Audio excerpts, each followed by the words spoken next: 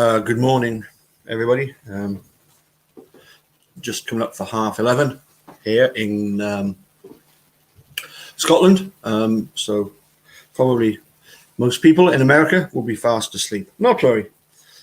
We might catch, oh, hello, Kelly. We might catch some people in Australia who are around about, up and about, around about this sort of time of the evening. I believe it'll be about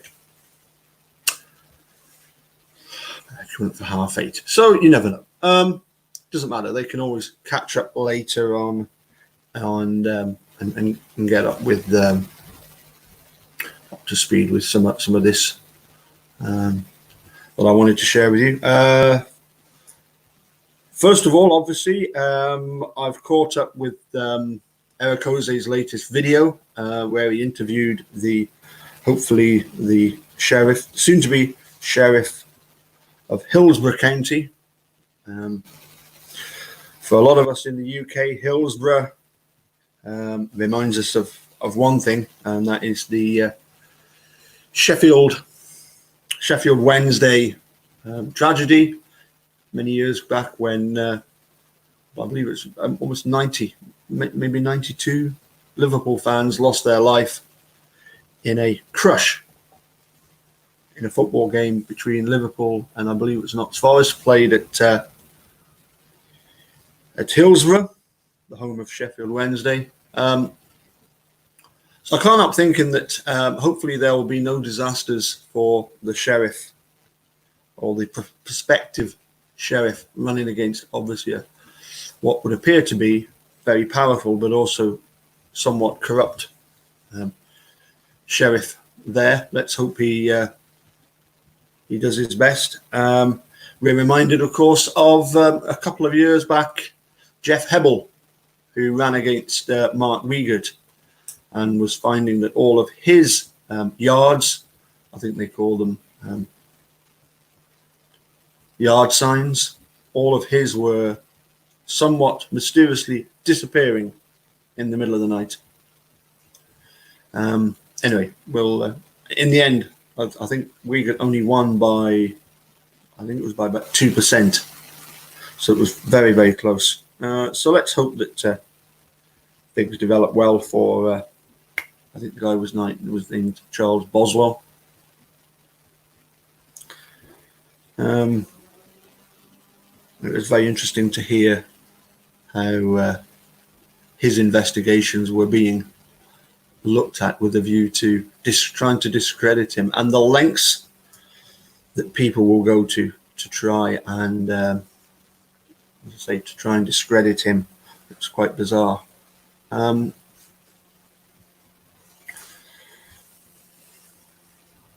So a couple of articles to look at. First one, I'll do them in chronological order, in the order that I came across them. I'll leave the link in the description as usual for anybody that wants to check out this first article.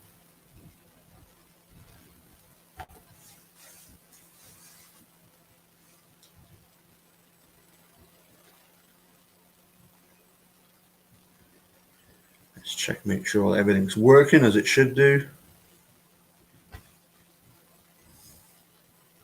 Yeah. So this is something I came across. It's by FAMM and National Association of Criminal Defence Lawyers. The FAMM is not an acronym for something. It's I think it's something to do with Families Against Injustice. FAMM. So here's an article. The Vanishing Trial. You have to register to see the film. Release date June the 5th, 2020. And it's being shown again this weekend, followed by a live channel chat. So well worth going and having a look at. The Vanishing Trail. So this is what it says about it. Imagine you're charged with a crime. Now you must choose between pleading guilty and receiving a shorter sentence, or going to trial and risking decades behind bars. The Vanishing Trial focuses on 4 individuals who were forced to make that excruciating choice. Each was threatened with a trial penalty, the term used to describe the substantially longer prison sentence a person receives if they exercise their constitutional right to a trial instead of pleading guilty. We see how the trial penalty has led to the shocking disappearance of one of the most fundamental individual rights and the explosion in Americans' prison population. The person that first posted and brought my attention to this was actually Marty Tancliffe, which led to me finding another group, which then led to this. In my reply, I put that, I'd since February of 2016, I think I've watched just about every Netflix documentary on the subject of, injustice. And that, my top 3 would probably be, well, it's difficult. I'd probably have a top 4, but my top 3 would have to be obviously Making a Murder, The Staircase, and Time, the Khalif Browder story. But I would also add in the Who Shot Malcolm X. Anyway, throughout the film, we hear the perspectives of national experts, including formal federal judges and prosecutors, criminal defense lawyers, constitutional law experts, and criminal justice reform advocates. The Vanishing Trial was produced by FAMM producer, director Wynette Yao, and cinematographer, editor Travis Edwards. Yao is an Emmy-nominated producer, director who has worked for National Geographic, Discovery, and other major networks. Edwards is an award-winning cinematographer, editor who has worked on a wide range of documentaries and features.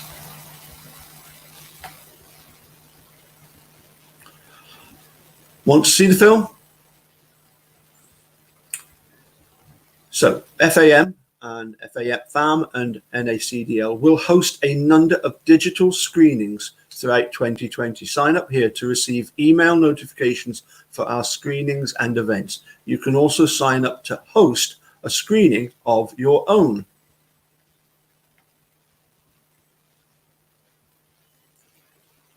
Okay.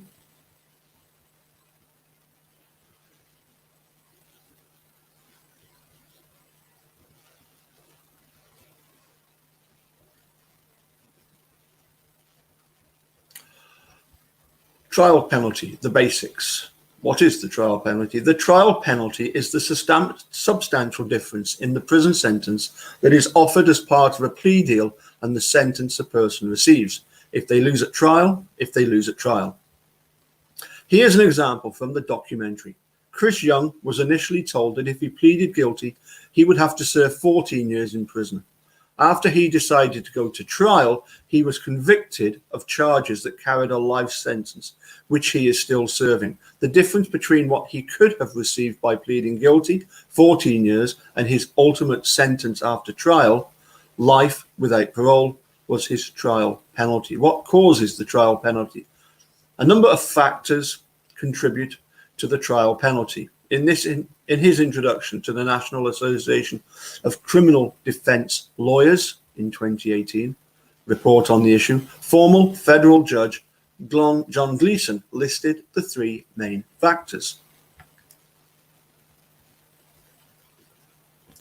The growth of mandatory minimum sentencing laws. These one-size-fits-all punishments allow prosecutors to strong-arm guilty pleas and severely punish anyone who chooses to go to trial. Harsh sentencing guidelines.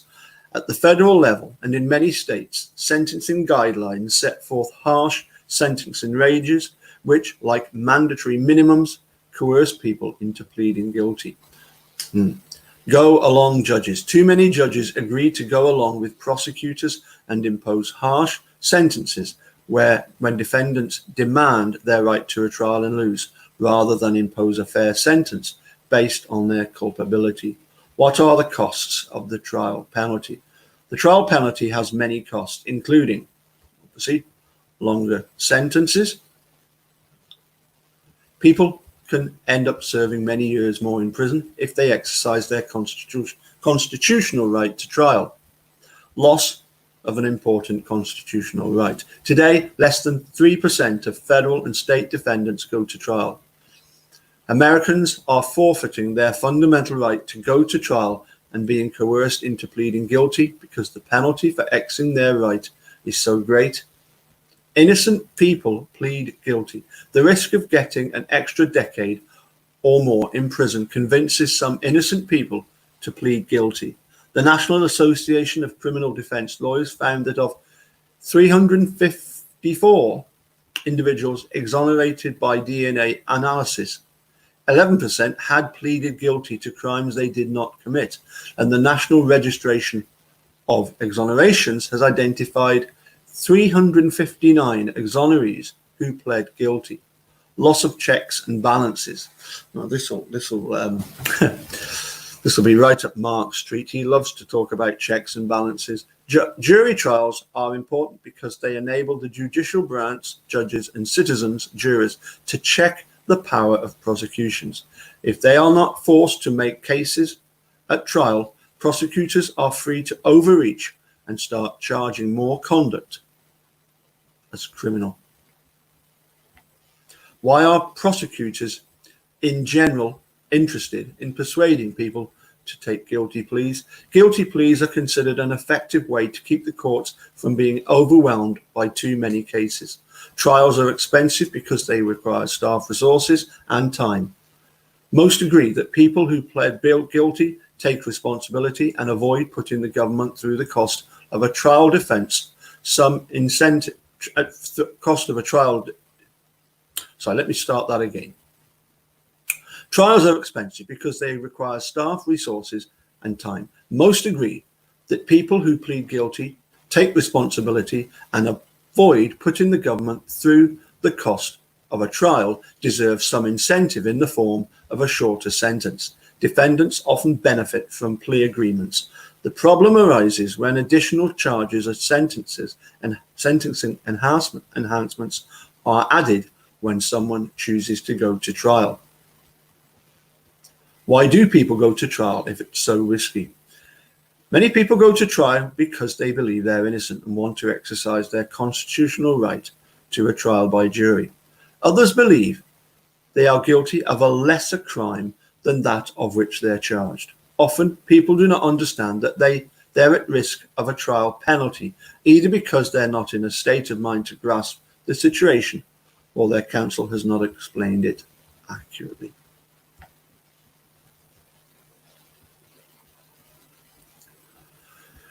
What role does race play in the trial penalty? As shown in the Vanishing Trial, Black Americans frequently are offered worse plea deals than similarly situated whites, and therefore are more likely to go to trial and get saddled with a longer sentence or trial penalty. The Vanishing Trial seeks to highlight different types of state and federal cases, including drugs, white-collar crime, and violent crimes, to show how it is applied in a variety of situations. The stories selected reflect that intentionality. How to eliminate the trial penalty. All Americans have a constitutional right to a fair trial, but that right is disappearing. More than 97% of criminal convictions today are secured by plea bargains, thanks in part to the trial penalty. It's time to eliminate the trial penalty and restore our right to trial. Lawmakers, prosecutors, and judges all have a role to play.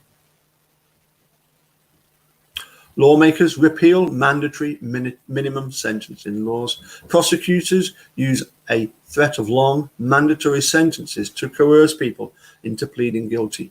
Removing this threat will help restore our right to trial. Urge your federal and state lawmakers to repeal mandatory minimum sentences. Lawmakers should also establish strict limits on how much longer a sentence a prosecutor may seek after a plea is rejected. Prosecutors, stop penalising people who exercise their right to trial.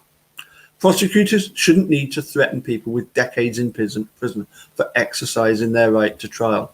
If you live in a state that elects district or county attorneys, you can commit to supporting only candidates who promise not to penalise people who go to trial. Courts get involved in plea bargaining negotiations. Good idea. Because our justice system has moved from trials to plea bargains, the courts should require mandatory plea bargaining conferences that are supervised by a judicial officer who is not involved in the case, unless the defendant waives that opportunity. That sounds like a very good idea. Okay, so then we've got a lot more stuff. Anyway, so just to cut to the chase, as it were, I'll post the link down below. So you would go to this site, register to see the film, put in your details, and you'll get sent an email back confirming that you can watch the Vanishing Trial. You have to put in a password that they send you. I tried it this morning, it didn't work, but then I realized that the screening isn't until Friday. So hopefully everything will work fine on Friday, and then you'll be invited to attend a conference where various people will be talking about the Vanishing Trial. Now, next article, I must admit, I'm not sure about this, whether this is meant to be tongue-in-cheek or not. Let's pop it up.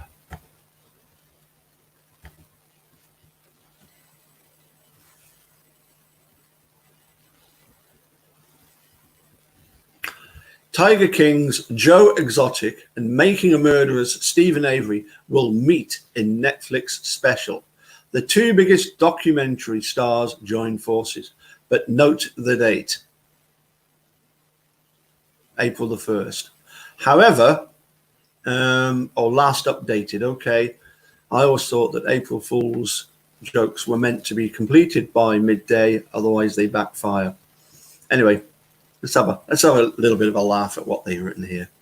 Two worlds will collide. Tiger King's Joe Exotic will star in a Netflix special alongside Making a Murderer Steven Avery. The men are currently in prison and will video chat with each other while locked up. According to Screen Rant, Exotic and Avery will meet via a series of video calls from prison in Fort Worth and Warburton. Screen Rant writes that the piece, currently referred to as Untitled Steve Avery Joe Exotic feature, will be overseen by Eric Good and Rebecca Chalklin, who both worked on Tiger King. In a press release from Netflix, they wrote, after exploring corruption in the American legal system and stranger than fiction world of big cat owners, Netflix is bringing together two of the most talked about documentary personalities into a Netflix original feature-length special. Making a Murderer's Steven Avery and Tiger King Joe Exotic will meet via video chat to reveal secrets making their Netflix original series and shed a light on their developing cases for freedom. It's been nearly 2 weeks since Joe Exotic's docuseries dropped on the streaming platform, immediately gaining attention and praise from reviewers. The 7-part series dived into the world of big cat owners who own sanctuaries and battle against each other in a quest to be the best.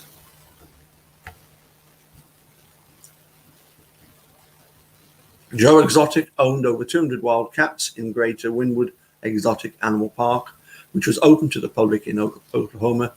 As of January 2020, he was sentenced to 22 years in prison on charges of murder for hire and animal abuse. The documentary uncovers remains from 5 tigers found on his zoo property, as well as a plot for the murder of his rival, Carol Baskin. Meanwhile, Steven Avery is currently on life imprisonment for first-degree murder against photographer Teresa Holbach. Making a Murderer was released in 2 parts consisting of 10 episodes each. It uncovers Avery's wrongful conviction for sexual assault and attempted murder.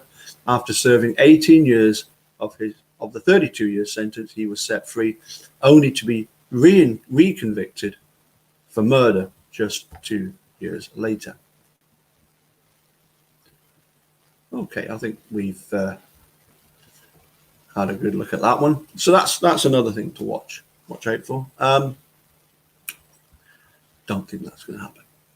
Okay, so let's move on then. Well, let's do this one first because obviously we were very sad at the loss of Denise Rainey, and in one of the tribute videos to Denise, they mentioned the Laurie Valley and Chad Daybell case, and things have really developed over the last couple of days. Similarly, of course, with the Madeleine McCann suspect, the German suspect. But in the case of the Chad Daybell case, there's I'll post a link to a YouTube video. Apparently, they've searched Daybell's property and found remains in his back garden. And there's a very interesting, I'll share this video with you. There's a very interesting comment or question to a former police detective about the case. And they say, look, this Chad Daybell and is it Laurie Valley? They've been so methodical, so careful in what they've done. Why do you think that they've done the bizarre thing, or Chad has done the bizarre thing of leaving remains, even, having remains so close to his house? And it's just struck me as, it's exactly the same with Steven Avery. How bizarre that somebody would leave somebody's remains so close to their house. And the detective said, well, it's quite simple. They've been very methodical, but if they were rushed, if he was rushed, then they make mistakes like this. Clearly, Steven Avery was not rushed in the slightest. He was quite happy to go to Crivets for the weekend. He is not in any rush. Again, just another bizarre fact about, as detectives point out, who would, do murder somebody and then cremate them in their back garden and then leave the remains for everybody to find. It's just ridiculous. Anyway, must remember to put that link, as I say, that video, YouTube video in the link below, as well as this National Association of Criminal Defense Lawyers article, so that you can check out the film, The Vanishing Trial. So one more for you. This I received just last night. In fact, I think it was more like the early hours of the morning. This is one of the latest thing from the Innocence Project. So they write to me personally, which is very kind of them. One of the main person involved in that is a Mr. Chris Fabricant, who I have exchanged. Well, I've sent him a couple of messages. I think he's too busy to get back to me, but you never know. Okay, here we go. Yesterday, the New York State legislature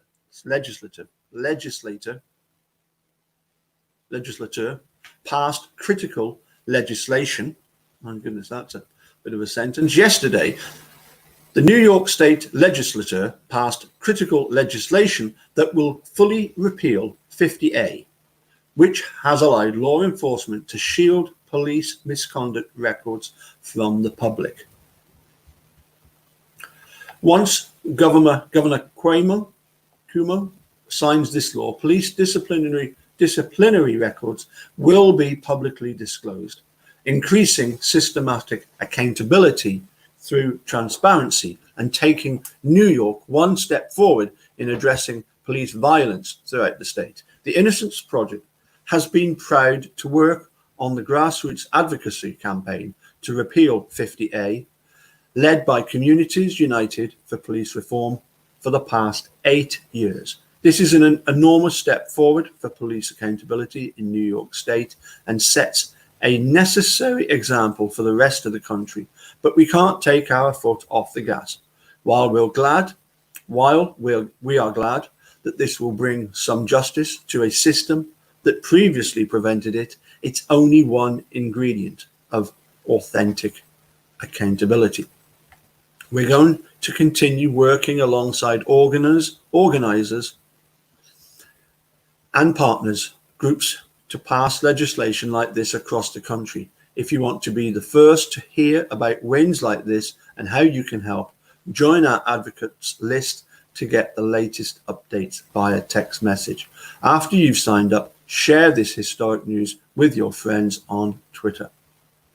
Upon hearing the news yesterday, Shabaka Shakur, who spent 26 years in prison on a wrongful conviction based on fabricated evidence from now retired Brooklyn detective Louis Scarsala, said, "It's amazing what we had to go through just to get politicians and those in power to give us some type of relief. This is all common sense. It should have been passed a long time ago. This is an important step forward, but we've still got a long way to go. Thank you, the Innocence Project." Okay, finally, just to finish off,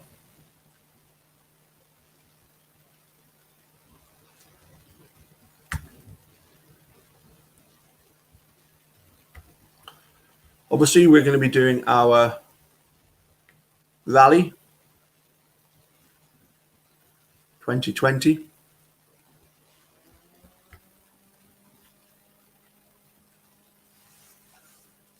Not this weekend, but next weekend. Mark Hodinett and Jane, sharper than a pencil Jane, have been very busy sorting out time slots.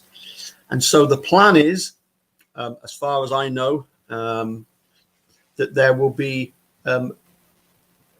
three rallies, virtual rallies, in different time zones. So not running parallel to one another, but simultaneously, but running in different time zones. So in Australia, Mark Hodinett's time, the rally will be Australia time, sort of, that's Sydney time, if you like, the same time as the rally would have been in Manitowoc. So in Manitowoc, the rally was 11 till 4, so there's a 5-hour slot. So in Australia, much earlier than 11 to 4 in Manitowoc, it'll be the Australian leg of the rally. So that's 11 o'clock to 4 o'clock Australia time. So that'll be good next Saturday, that is, Saturday the 20th. The Australian leg of the rally, let's say 11 o'clock to 4 o'clock in the afternoon, Australia time. Then a few hours later, again, 11 o'clock to 4 o'clock UK time. It's an hour later for, an hour earlier for, hour later for Belgium time. But basically for Europe time, UK time, it'll be 11 o'clock till 4 o'clock. So for Belgium, that'll be midday till 5 o'clock. And then just an hour after the UK slot finishes, so UK slot finishes at 4 o'clock. Manitowoc time, again, 11 till 4 o'clock. We'll have the American slot. So that's, as I say, 3 different time zones, a 5-hour rally for Australia, basically Europe and America, at the same time zones, at the same times as the rally would have been if they were taking place in those respective countries. Okay, so hopefully we'll have a bit of fun with the rally. This is a picture that I took in Melbourne. Let's enlarge it so you can see fully. There we have Darth Vader. Here we have 2 characters that I've managed to cut out. One has got a T-shirt that looks like some mention of beer, and then there's somebody here that I've managed to cut out trying to roll out the banner whilst Darth Vader is busy playing Roll Out the Banner. So yeah, that was a picture that I took in Australia last March. Okay, so listen, that's all I've got time for today. I shall put all the links to everything that I've shown you in the description below. So there you go. Have a look at that at your leisure. Try and join that. Try and have a look at that film, The Vanishing Trial. As I say, it doesn't start till the weekend. The sort of weekend viewing of it. You need a special password to get it, which you will get when you register. Okay, we'll see you all again soon. Bye for now.